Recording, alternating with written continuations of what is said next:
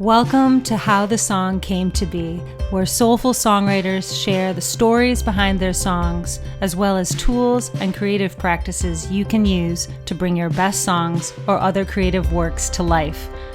I'm Anneheaton, your host. So as a songwriter, I just felt like you can do anything you want in knowing rules and knowing forms and having a cohesive story or not having a cohesive story, having the whole thing be this like dream sequence, or like words can just sound beautiful, like the guitar note can just sound beautiful. Mm-hmm. You know, words can be intriguing just like the beat's intriguing, or words can just be gut, you know, it's like hardcore truth right in front of you. Welcome, songwriters, to How the Song Came to Be. I'm Anneheaton, your host and founder of Soul Song School.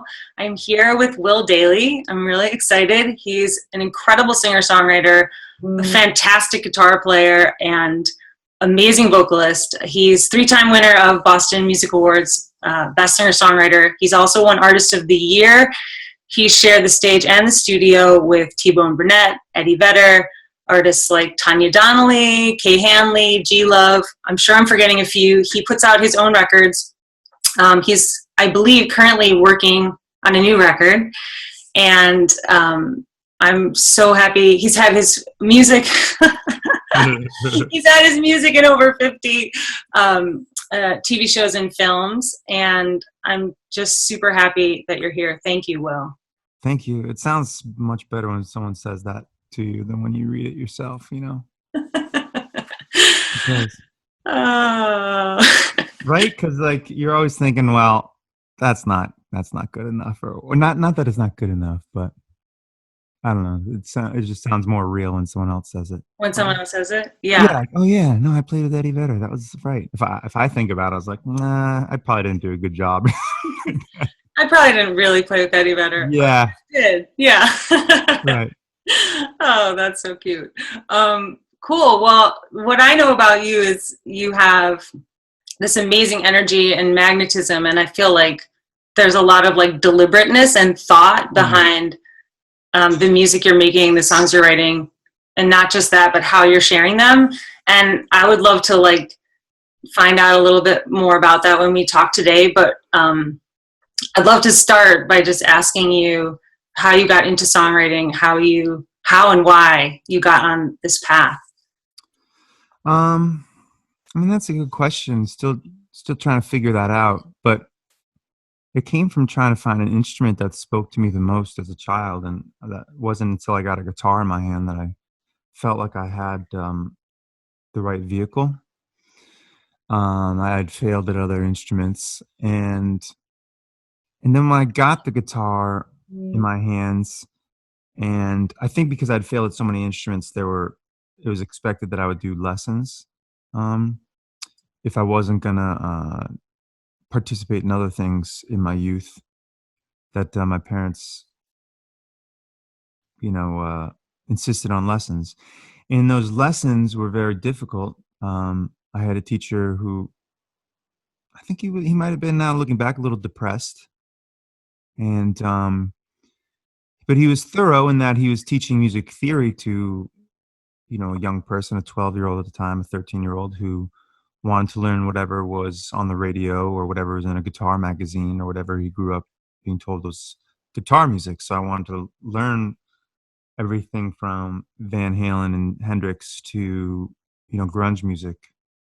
And I remember the first thing that I ordered was a catalog of Eddie Van Halen transcriptions where you got a tape. They sent you a tape in them, or a recording, because they couldn't, I think, legally print the copyright. So this guy found a workaround in the back ads of Guitar magazine where they would send you blank tablature pages and then a tape recording where they say where to put the numbers. So I wrote the tablature to Hot for Teacher within like 6 months of having a guitar and thought I was going to just muscle through Hot for Teacher and stuff like that. But songwriting came out of getting sick of doing that. I mean, it just, it's like you get behind a wheel of a car and you find out you don't like the roads. And songwriting was just finding your own road. and knocking down trees and messing up your car. And that's the fun thing about a guitar. That's so sexy and violent and malleable, and there's so many things you can do to it, and people are still finding weird things to do with it now. Yeah. Um, so that instrument always just led me to discovery. And then there's the aspect of life where you using that, probably that all really happened to make sense of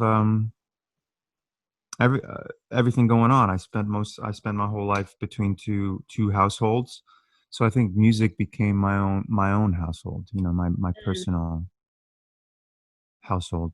Um, so the songwriting was just my interior decoration of that Yeah. household. So was it like, well, of course I have three questions. I don't know Okay. which one I want to ask first.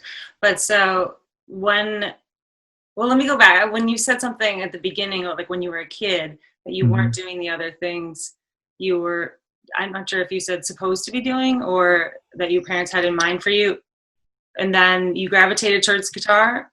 Can you, did you mean like sports or something? Or like, Yeah, our parents are just, I mean, I think it's a far more accepted now, but I mean, I grew up in like I think when you're a boy, generally, your things are wrestling, battlefield, warfare, sports, manliness.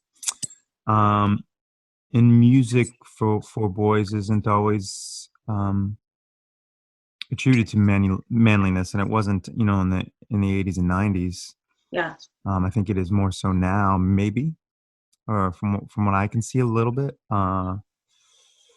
But and also music was always looked at as an anomaly, something successful musicians did, not yeah, something that you do, you know? So yeah. it's like a kid who kicks a soccer ball. If every kid who kicked a soccer ball, they said to him, "All right, you're gonna be Pele or not? Then what are you doing kicking the soccer ball?" Or Right. you They know, don't say that to everyone kicking a soccer ball. right, but Right. any kid who picks up an instrument and has a good performance, they say, "You're gonna be a star," instead of, "Thank you for that performance. You made my Oh day." my gosh. Thank you. Yes. Thank You you for know? saying that. Yes. So And why is there that strange pressure of making, right. I mean, I was thinking that with my daughter the other day. She's 4, and I appreciate this. She loves singing, and she makes up songs, and she's she's always just singing about like what she's doing, But, Right. and I just sort of, I don't ignore her, but I just kind of leave her to be. But some people will say like, "Oh, are you gonna, Maybe just like mom. are you You're gonna gonna, be just like mom. Yeah. yeah, are you gonna be a star or whatever?" And I just think it like takes her a little bit out of it, like out of, Hmm. it's not that it's bad, but like then it feels like a little drop of pressure was just Right. entering something that's not that. But so were the guitar lessons like a way to sort of legitimize the fact that you were interested in that? Yeah, I think so. I didn't have like totally sporty parents or anything. They're actually musical and everything and art loving. Hmm. Um, but I think it was the failure of trumpet, violin, and piano and all these other things. Oh yeah. And just I think when someone hits adolescence, it's like you got to keep them somewhat focused on something. So, and those guitar lessons kind of sucked at the time and were clearly awesome for me later on when I realized I knew what the circle of fifths was when I was 13. But I would never focus on those lessons. I would learn whatever was in Guitar Magazine, and then I would start making stuff up. 6 months into learning the guitar, and then I just started writing horrible, horrible songs. But I was finding early out that I had, I remember this one guy in my band my band that I first kind of had originals with, maybe junior year in high school, and we had a bunch of these songs, and he was the bass player, and he went to his bass lesson and came back, and I'd written the bass part for the bass player for this song, and he was working on it with his bass teacher, and the bass teacher something where he came back to me and said, "My teacher said this is such an awesome riff for the bass. It's so cool. He wished he wrote parts like this." And I just remember that being 6. I'm like, wait, a grown up said that about something I thought of, Yeah. and and this bass player was really excited for my songs. And so having that kind of early feedback where you just have like one peer excited that you're making something and to be playing something you created. Yeah. I've been addicted to that, to being around people who are better than me in my songwriting. And like, that's the one thing about being like a singer songwriter, or like the male singer songwriters. I operate the opposite of a solo artist. I completely thrive on being surrounded by people more talented than me and get better. I really want to songwriting. highlight some of the stuff you're saying because it's like super important. So, like, one thing I'm hearing is that in order to get into songwriting, you had to have this jumping off point. Like, you knew how to play guitar, you were taking guitar lessons, so you Hmm. had like a little bit of a language. Yeah. And so you had the facility to start doing that. And the next thing I heard you say is that you started writing terrible songs. Yeah. Yeah. Like, super important, because like I hear a lot of songwriters say like, I'm not good at it, and they're like, so they're waiting and they're procrastinating, and the only way you're going to get good at it is by doing it, you know. Hmm. And whether or not they're actually terrible is sort of irrelevant. It's just like, Yeah. felt they were, and you just kept going. And Yeah. then what was the third thing you said? Oh, I love that you got good feedback from an adult or a music teacher, Yeah. And a peer. Yeah. and you believed it, Right. you know, and you Right. weren't like, oh no, like you believed it, and that like fueled you. And then Right. the fourth thing I heard you say was being around musicians who you felt were better than you, or like pull you. Absolutely. Yeah. Always try to be the worst person in my band. Yeah. Be the best person in your band. It's going to be a really boring band. I mean, for me, like I never end up going to see those kind of artists where it's just all them. You know, like I love Neil Young because when it's Crazy Horse, there's all these other things going on, and like there's all this other energy from other people, and he changes as an artist with Crazy Horse. Mm-hmm. When he does something with this like more folk laid back outfit, he changes as an artist. And when he's by himself, he changes an artist, and like a different aspect of him is highlighted. Yeah. Um, so I just always gravitate towards those artists that are surrounded by that, and surrounded by, you know, that kind of energy. Those writers. I love that. Yeah, that's amazing. So, in terms of writing lyrics, I know you mentioned being going between two households. When you were writing like that cool bass line, like when did you really get hooked on this, you know, saying something that you wanted to say, or you know, what sort of unfolded for you? Um, Personally, you mean, or like when was I cognizant of that? It was You know, important. like there's like, I feel like there's this desire to like make music and make Hmm. sound, and then I feel like, you know, right or wrong, I'm not sure. I feel like this desire to write songs and express a certain thing might be different, and I just wondered what it Hmm. was for you. Yeah, they are. It's funny because they are different. Because I write a lot of instrumentals. I don't really put them on records, and I'd say I have, if songs were things without words on them as well, then I have 3 times as many songs than I Mm. do. Yeah. Um, and then words are almost a separate thing for me too. So words always existed as far as communication and finding a way to express and advocate for yourself with words. And then, you know, the hybrid of these two art forms, which is I guess we call songwriting, is so exciting and challenging. And, you know, writing those terrible songs in the beginning still continues to today, you know, I mean, Oh yeah. you know, and it's, hopefully that, I don't know. I mean, you start writing some good ones, but it doesn't s- stop. I mean, I think the worst thing you can do is just keep trying to write that same good one you did the first time. You know, I can't imagine if I got super popular off a song that an audience I was playing for at 20 years old, Yeah. if that song like blew up, I'd be miserable right now because Yeah. that's not who I am anymore. You know, Right.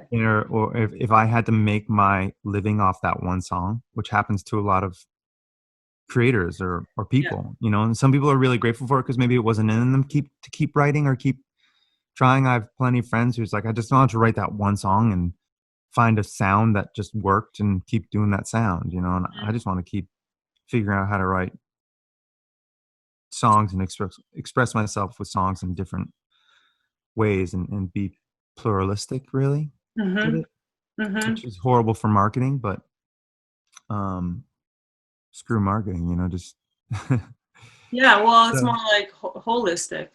yeah, exactly. And I think going back to the question of, when did I start expressing myself? I think I was always expressing myself before music or before I had an instrument in my hand with play and imaginary play time and stuff like that. Because I remember being able to play like in the woods or the backyard by myself without anyone else or with other people and have a good time. And that kind of transfers into songwriting, that the imagination process and Oh, in cool. playing. Um, Yeah. so I don't know. I was writing about personal things, silly things, typical things, rock and roll things when I was a teenager. Um, I was also so influenced by music in the '90s at that age, Mm-hmm. that which had a lot of confusing songwriting in it sometimes, especially from male personalities. Had a lot of intense, um, deep, sometimes really trippy things. If you listen to Stone Temple Pilots lyrics and then Nirvana lyrics and then Pearl Jam lyrics, Yeah. it's like that's a lot of different male energies that are really weird. Ones that are like very like out there, like the guy from Stone Temple Pilots. I don't think I ever knew what a single song was about, Right. but I always loved the words in it, and it's Right. always so wild and fun Yeah. and free and totally free, so that the song could be rock and roll or fun, or like I could think about a line, or and the same with Cobain to a degree. It had a little more of an anchor, of course, and a little bit Yeah. more of a almost like a complete take of some sort of dream and or experience. Um, and then like Vedder, who had like just really different fun language with more like stark takes on life and stuff like that. Once you got into it, had a little bit more approachability. But Yeah. that when you're a young man and that's what you're hearing men on the radio, Yeah. it totally influences. Plus all the classic rock you raised up on, which had a lot of sexuality in it. So Yeah. you have all those things, Right. and then you have all the folk storytellers, James Taylor, Neil Young, and all the way like up into Hall and Oates in the '80s, which was like, or U2, which my parents still loved U2 at the time and stuff like Yeah. that. So like That's so interesting. How do you feel like you found I mean, I'm so fascinated by the idea of like in that, imaginary play and mm, whether you draw on that now. And then I'm also fascinated by like these are the first people that you're hearing and you're like paying attention. I'm imagining that you're paying attention to them as a songwriter, not just as a fan. Like you're starting to think about how would I. who also, and as a vocalist too, because up to that point, like a male vocalist was, as a child, it was like Robert Plant, Axl Rose, like otherworldly type of male voices. Uh-huh. Um, and then in the '90s, just male voices who had to sing, kind of thing. I just have to sing. Like if you're Kurt Cobain, it's like he just has to do it. Right. If you're Eddie Vedder, like it was totally like I heard Eddie Vedder for the first time. I'm like, oh wait, you can sound like that as a man. Those are first. I hadn't heard punk rock enough either by then. It had been like classic rock and Freddie Mercury's, and you're like, all right, well, you have to be this godlike thing. Right. Um, so all those things like open you up to possibilities. And I think Mm. I don't know what it was like. I mean, I don't know what it's like, but I imagine if you grew up in the '60s, '70s, '80s, you have your local radio station, which might have been more geographically centered to country music, or like the hits there weren't as many hits to be played or songs or genres being played on different stations. Right. Stores didn't allow certain records, but by the '90s, everything, parental advisory, we had hip hop, we had everything. We had all this pluralism at our fingertips. And so as a songwriter, I just felt like, well, you can do anything you want in knowing rules and knowing forms and having a cohesive story or not having a cohesive story, having the whole thing be this like dream sequence, or like words can just sound beautiful, like the guitar note can just sound beautiful. Mm-hmm. You know, words can be intriguing, just like the beat's intriguing, or words can just be it's like hardcore truth right in front of you. You know, music can be fun, it can be poppy, it can be rock, and I love operating from that thing, and I've never in my career as a songwriter found a genre or niche or anything, or belonged anywhere, which has definitely hurt a songwriter's career, I think. Um, you know, times they'll get too rocking for the folk crowd, too folk for the rock crowd, too indie for the pop crowd, too pop for the indie crowd, or whatever it is. You end up kind of just carving out your own fan base based upon getting in front of them, or striking a chord one song at a time. Mm-hmm. But that's almost just, it's like the jungle I grew up in was all that influence Yeah. from the greats that came to, you know, the genre madness that we've had from the 90s until now, and now more than ever, where you just have every song at your fingertips, and algorithms will send you songs on streaming services that figured out something about you, and those algorithms will be like, oh my god, this algorithm really knows me. And like just blew my mind. And how come no one told me about this artist and this song from 1972 or from 1988 or from, you know what I mean? And there's all these songs and all this new music now. It's amazing, and it's daunting, but in its can be, in the business of songwriting, kind of leave you maybe feeling a little hopeless, but at the same time, it's just so exciting. So if I'm thinking of, you know, I know some of the songwriters who are listening, you know, and thinking about like how, I'm not sure what the word is, lucky. I mean, how great it is that we have access to all these music, and how awesome it is that there aren't rules. And you're talking about navigating, I think, finding your voice, knowing that you can do whatever you want. But thinking about it, maybe like chunking it down to one song at a time. Like what are some of the, I mean, because I know for me, like if I have too many options, sometimes I'm like, okay, I don't know, I'll come back later, you know, whereas if I have like, you know, some sort of like structure of, I think this is going to be like kind of like a Tom Waitsy-ish type of melody, like, so, but I'm wondering for you, like when you sit down to write one song or you're working on it, what are some of the ways that you kind of get at either this imaginary play space, or it's fun for you, or how you're getting it the way you want it? I mean, I'm at this point with songwriting now where I remember this song. I made this tape in high school, and had this song on it. It was totally ridiculous, and but it just caught on with kids in this. You know, I made 500 tapes, and they were gone in a week, and there's just like, you know, what felt like, oh my god, I had like a hit song amongst peers and some people, and you know, some kids brought it to college and yada yada. And I'm like, I'll never be able to write another song that good again. You know, that was it. This is it. How am I ever gonna? Oh my god, everyone reacted to this jam. I'm totally screwed. I don't know how that happened. I don't know how I did it. I didn't know it was gonna be that big of a deal. So on and so forth. And I've had that feeling up until, you know, over and over and over again. Oh, you always have that feeling, right? Right. And I think it's about, it's a craft, and it's a way of being, and it's like I always say, songwriting, you have to learn every rule of songwriting and then forget every rule of songwriting. Not use any of them, but know every single one.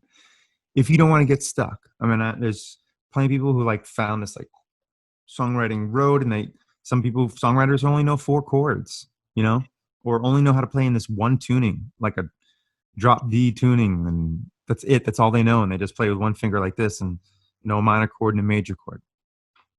and it works for them. It's cool. But if you want to be constantly open to the craft of writing, it helps to learn all the rules, which means listen to a lot of music, talk to a lot of songwriters, figure out things you can do. And So yeah, so what are some of those rules, and what are some of the I don't rules? know, I forgot them all, but I definitely learned them.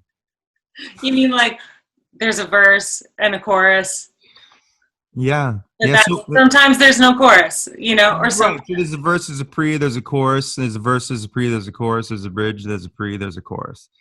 And let's say that's one rule, you know, and then so when you do verse, chorus, bridge, chorus, done, you know what that offset is creating when you're choosing when you're designing this song, when it's coming out of you, when it's pouring out of you. What you want to do there is be aware of the rule that you're breaking, because it might be creating a hook. It might be creating a special pattern. Everything is pattern and pattern upset. A joke is funny because there was a pattern that got upset. So the pattern's coming at us and then the pattern's upset, and that's why we laugh. That's what we call a twist in a movie, or any good movie, whether it be in any genre. When the pattern is familiar, the feeling in the film is familiar, and then it just twists a little bit.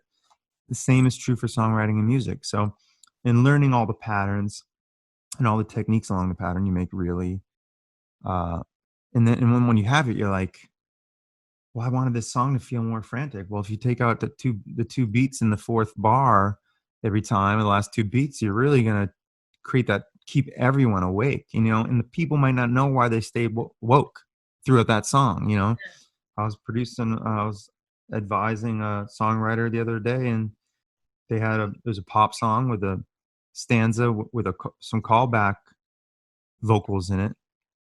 And I sound like I was being a pain in the ass. I'm like, you really need to change these callback vocals, because every line you sing, the backup singers echo the last two words.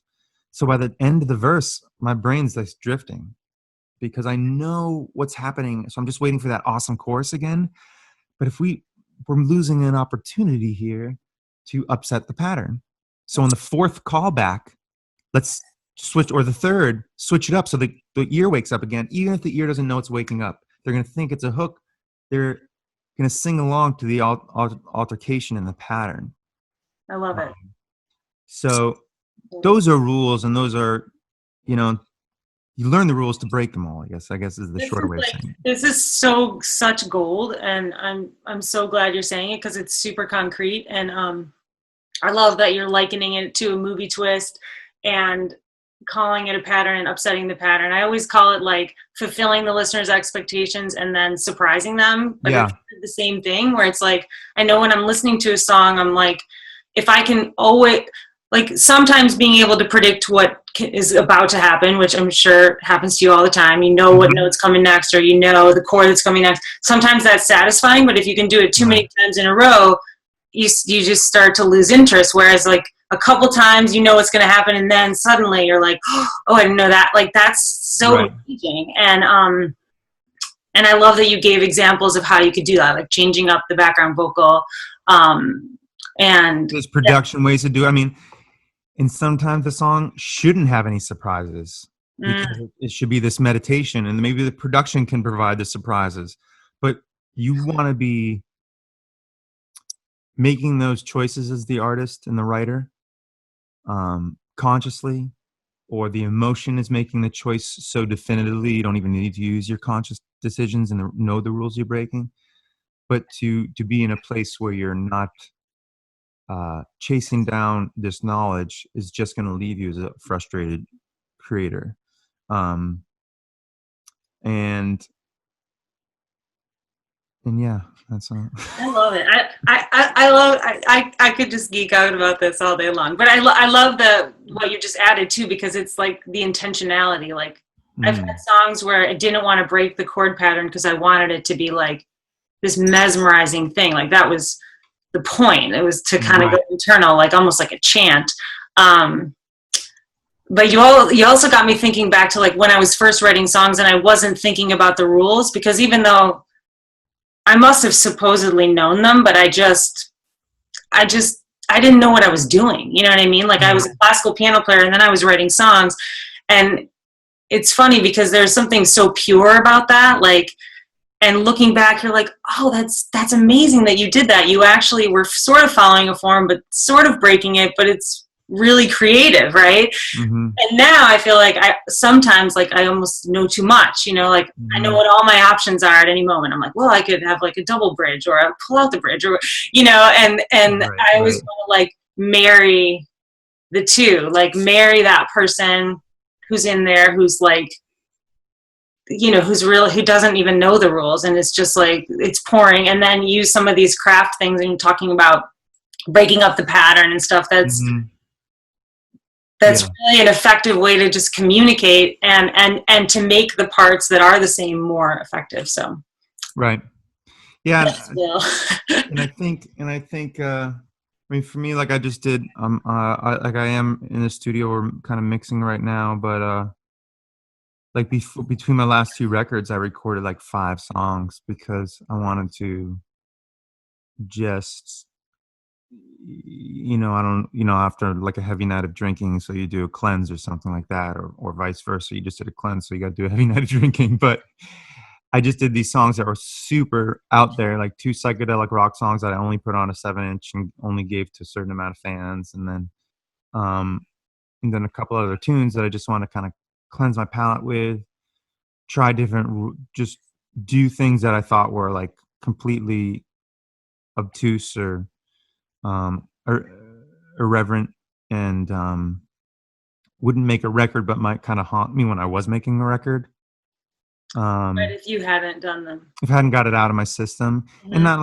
not like a trashy way either. Like they're totally psychedelic tunes, and one person said like they make a lot more sense. Like I could never like put them out and have someone be like, let me go check out this guy Will Dailey, and then hear this song and be like, whoa, what is this guy about? But someone said they make a ton of sense in the greater picture, because you said something, whereas you said intent. And I mean, intent is everything, because we could make up songs all day, right? It doesn't mean they're going to be good. I think the intent behind songwriting is the most important part. In that, I think the thing that dogged me in my songwriting is my career as a songwriter is like that, not really having a genre, not sticking to folk or not sticking to something, and not having something, I wasn't a brand new sound. I was just trying to use all these sounds at my fingertips, all this energy, whether it be energy of a rock band, energy of a folk band, energy of you know ragtime, whatever it is, Mm-hmm. and using all that energy to express myself. And and along the way, I just made sure that each time I was doing that, I had intention behind each piece of music, um, so that if the greater fan base, or the greater ear for who might like the songs yours that really connected on an emotional level, that one that was really outside the box, I always had in mind the person who was going to freak out about it Mm-hmm. and Oh, totally connect to it.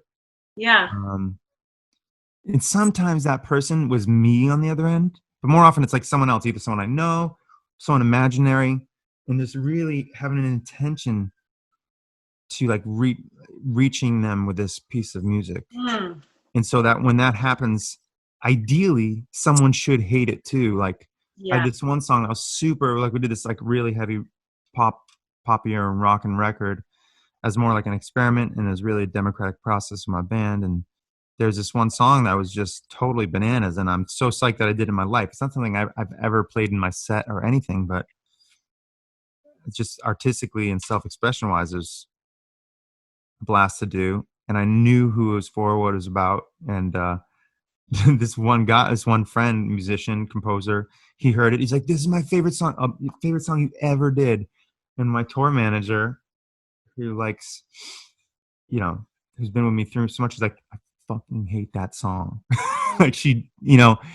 we were in the bus together, in the Yeah. van together, and she couldn't say enough bad things about it.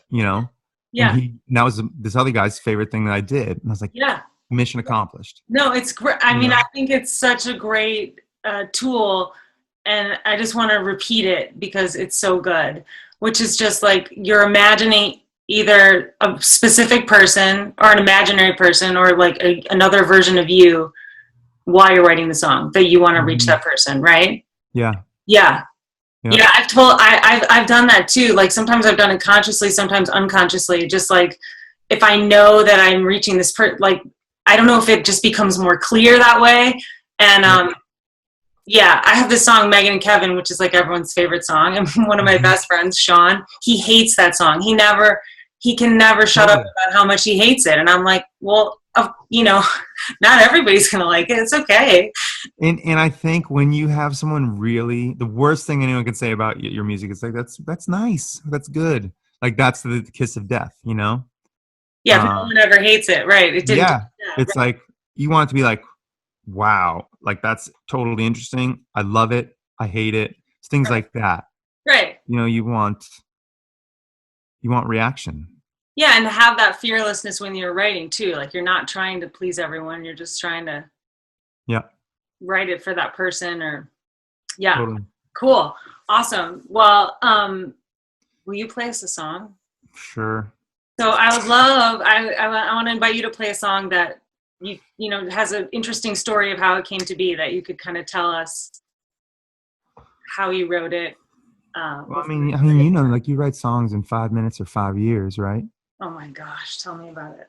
Right? When you write one in 5 years, you're like, oh, that was so worth it. And like totally just, you know, did my own Sistine Chapel here or something. And then the 5 minute one, you're like, well, what the hell? How come I didn't do this with all of these? But the 5 ones, you can't call on either one of them.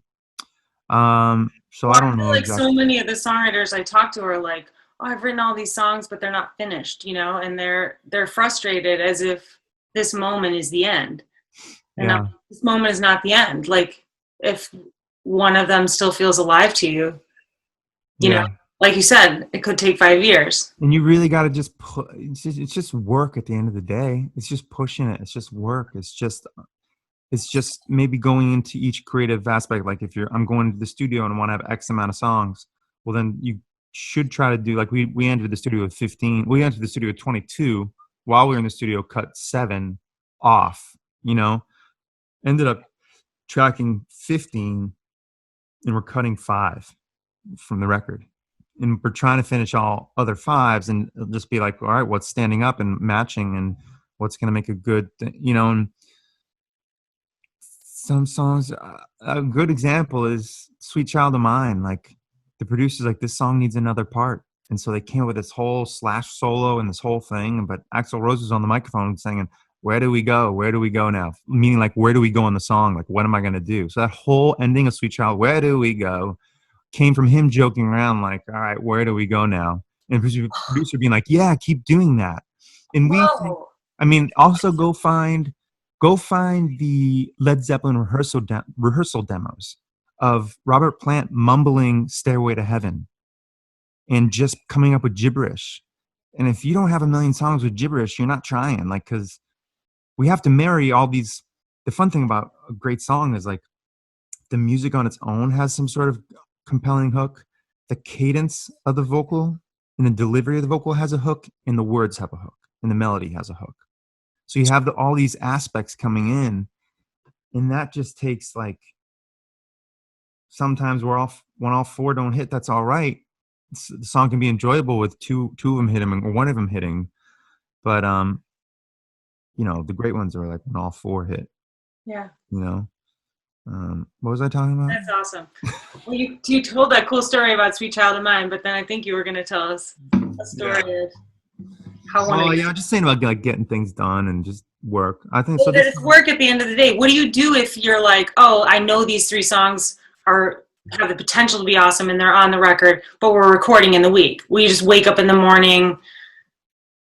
Well, what I really want to know is what would you say to someone who maybe doesn't do this for a living, right? But wants to carve out that time.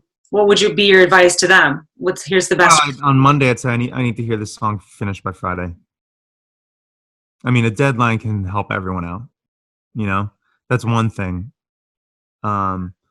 Sometimes booking some time somewhere, or saying you're going to go to that open mic, or say you're going to book that show and you're going to play a new song, and then telling a friend, come to the open mic with me, I'm going to play a new song, will help you get the new song done. Right. And then inviting that friend will set that intention, like, that friend's going to hear it, so maybe it helps carve the song out energy wise. Nice. But it is just a little bit of work each day, and if you can find 15 minutes a day to work on one song, it'll get there. It'll get there. I mean, I worked on. We're mixing right now. I'm tweaking a couple of lines today.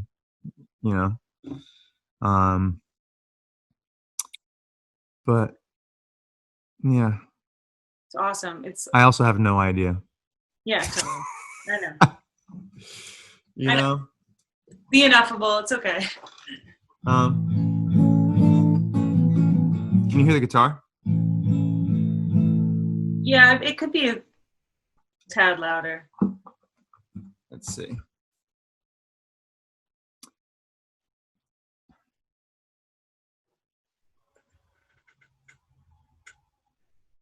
Whoa. Is that my phone or your phone? No, it's mine. Oh my God, I hate when that happens at concerts. I don't know. I thought I shut that off. That's hilarious. Okay, good time. How's that? Sing a little something over it. What? Sing a little over it. Oh. Do do do do do do. Hey hey hey. That's still a little quiet if you want to move the mic a little closer to it, because your vocal's plenty loud. Okay.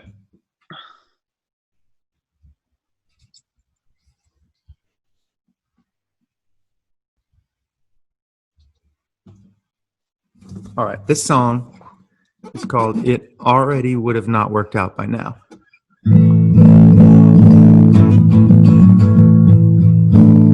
What's the story? Oh, you got to listen to it. Oh no, but I mean, what's the story of how you wrote it? Oh, like, is it 5 minute or 5 year? No, a couple months before we went in to record the record, I came up with a lot of the parts and vibe and direction, and then had a lot of had half the words in the melody. And sometimes when you get into the melody, you can really screw yourself when you fall in love with the melody before the words are done, and then you got a lot of work to do, which is fun. Mm-hmm. It's really fun. And that's a really tough thing to do when, like, you're so married to some of these sounds or cadences or melody, and you know what the words have to be, and you got to fit it all together and have it not suck. So I'd say maybe like half of this had to be thought out and was just pages and pages of lyrics cut, words worked on. So, a lot of focus on the lyrics, but as far as like how long or how much labor, not even, in the healthy realm. Okay. Cool. Yeah.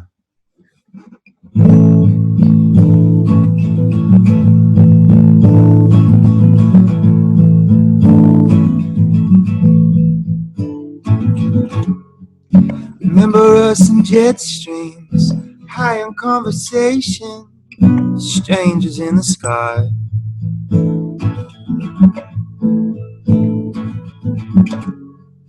Who met on a delay, suddenly a red eye racing through the night.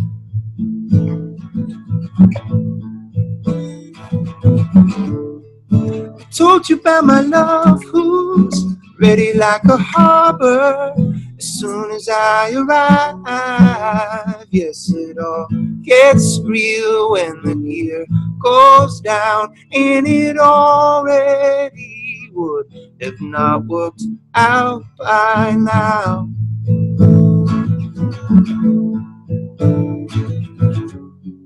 High over Minnesota, you asked about my shoulder, smiled to oblige.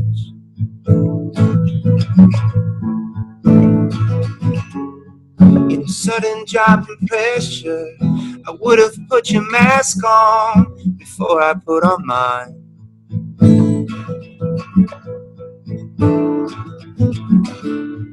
So why was I wishing that the tailwind was not on our side? Yes, I know it all gets real one down, and it already would have not worked out by now.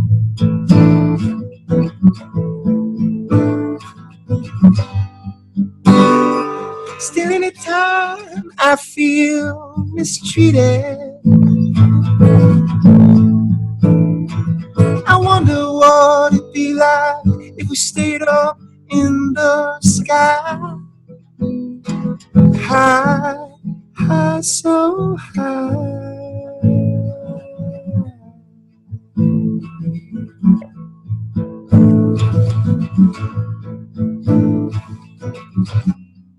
Some thoughts fly standby, waiting in an alternate life,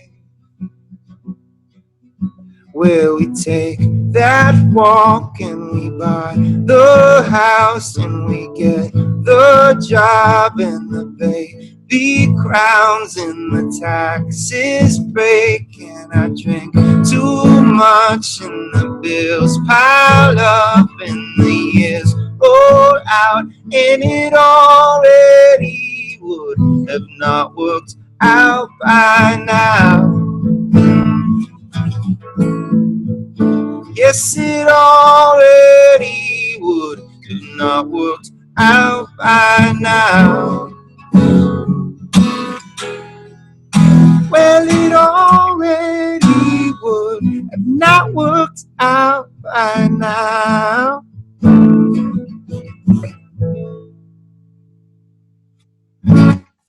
Oh, Will, that's so beautiful. Oh, thanks. What a great song. I haven't played it that much either. Like, so the weird part too, when you're like recording a record and you're like, I don't really know how to play this song, you know, because you've just been making it in the studio. That's just beautiful. I love that tune. And great example of changing up the pattern with the taxes part. That was awesome. I got Yeah. smile out of that. Yeah, there's even like on the recording, it's a little bit more apparent. But like when the verses happen, like we just really anticipate the one every time a lyric starts, so it really comes on the end of three. And it's really subtle, but it just kind of like moves things. I really got focused on not wasting people's time on this record, because I feel like time is this thing we're really getting precious about, and then the way we listen to music has gotten a little bit faster. You know, man, I really think it'd be killer, the person who masters the 1 minute song. You know, that'd be such a cool thing to do. But just tried to turn to, you know, keep the page turning without, you know, being a prog band on these songs as much as I can. Well, there again, it's like you're having the intentionality and the respect for your listeners, and you're thinking about them. Yeah, and just thinking about like, why is that 2 beats there if it's not doing anything for the song, or why is, you know, those kind of things are just like it's almost like a meditation on that with a lot of this record. And yeah, so important. Well, thank you so much. Thank you for hanging out. I feel like you've already said like 10 amazing little things, but if you could say one thing to songwriters out there, like a piece of advice that they can kind of carry with them. I mean, in general, like going back to that soccer ball analogy, or anything with songwriting and music, it's a way of being. It's a huge part of being human. It's not a business. Business is the thing we've manufactured around it, and how we refer to it, especially as Americans, is in those terms, and that really robs us of a huge part of our humanity. So remember, when you're writing songs, you're really engaging in being human and in this universal communication technique that we have with music. And don't let anybody take that away from you when you're creating. Oh my gosh. Beautiful. Perfect. That is amazing. Thank you so much. Thank you. Yeah, that was fantastic. Okay. We're closing out. Bye, songwriters. Thanks so much for listening. See you next time. Thanks so much for joining us. If you know someone who would enjoy or benefit from this podcast, please share it with them. Thanks so much. Much love.